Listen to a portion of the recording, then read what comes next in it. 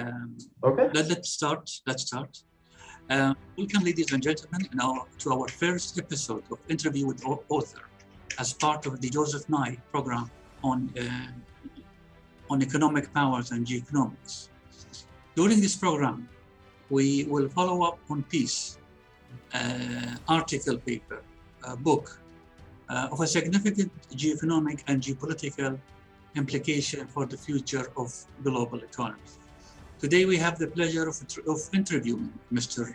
Niels Graham, Assistant Director, Geoeconomics Center at the Atlantic Counsel, on his paper titled The RCEP Ratification and its Implication.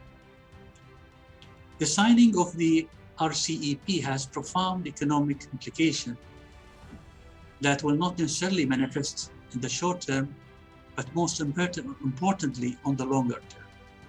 RCEP is the largest free trade agreement, regional trade agreement, that China has ever joined. It could serve as an embryonic trade that can transform into the world's largest trade regime, either by merging with other regional trade regimes or by the advancement and projection of China into larger trade sphere. Several questions arise. Can this be added to China's bank list of geoeconomic tools? In that sense, can we say that China membership will enhance its geopolitical reach? As far as India is concerned, some experts argue that India's withdrawal is feasibly questionable from a geoeconomic point of view. Commentators argue that the same cannot be said about the US, as it created a geoeconomic vacuum that will soon be filled by its strategic rival. In this interview, we want to understand if there are any geoeconomic fallout in general and for the US and India for not joining the RCEP, or if there aren't any geoeconomic fallout, given that some analysts argue that the RCEP, in comparison with the Comprehensive and Progressive Agreement for Trans-Pacific Partnership, the CPTPP, is considered a less ambitious initiative.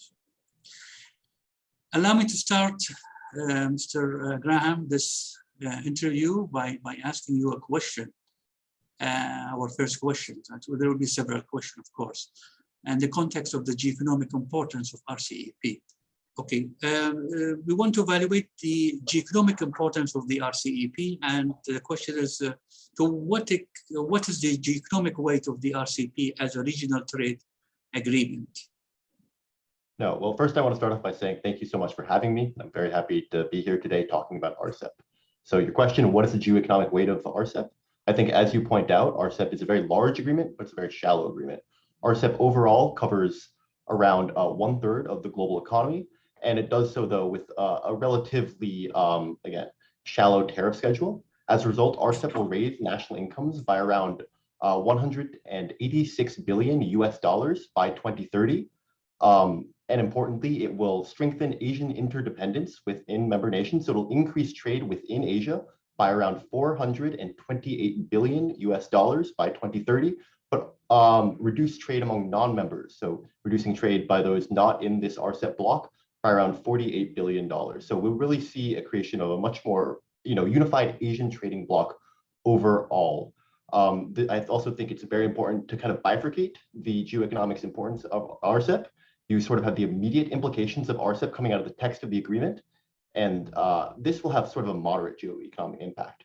I think first and foremost, it's important to note that RCEP shouldn't really be thought of as a new trade agreement altogether, but rather a consolidation of existing trading agreements. So prior to the creation of RCEP, we had 5 separate trading agreements. They were called ASEAN +1 trading agreements, which are agreements between ASEAN, which is a 10-member nation group of Southeast Asian economies, and their 5 different trading partners. Those 5 trading partners being China, Japan, Australia, South Korea, and New Zealand.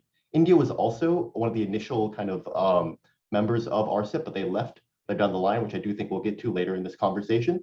But because of this, RCEP the trade covered by RCEP was already covered by pre-existing agreements, around 83% of this trade. However, RCEP does make some new linkages. the most notable of which is between Japan and China. This was a very important trading relationship in East Asia, which up to now was unable to be locked down by an existing trading agreement. RCEP is the first to do so between China and Japan. And RCEP also creates a new linkage between Japan and South Korea. So I think we'll see the most immediate gains in Northeast Asia with these new linkages altogether. However, RCEP does have long-term implications as well, the most notable of which is RCEP creates a secretariat to kind of support the agreement overall. And what this means is there'll now be a dedicated body and a dedicated staff really thinking about the RCEP agenda at all times and convening countries under that agenda so that they can both better RCEP, but also think about trade in Asia and economics in Asia writ large. And it has the potential to develop into a new and important forum to discuss Asian trading rules. There, up to now, has not been a forum that brings together both China, Japan, South Korea, as well as ASEAN nations, as well as their partners down in Australia and New Zealand. And RCEP does kind of bring that together and could create a forum there. So we could see the possibility of new rules coming out of RCEP going forward that, again, are driven by possibly China, but also by Japan, South Korea, and other RCEP member nations. Okay, thank you.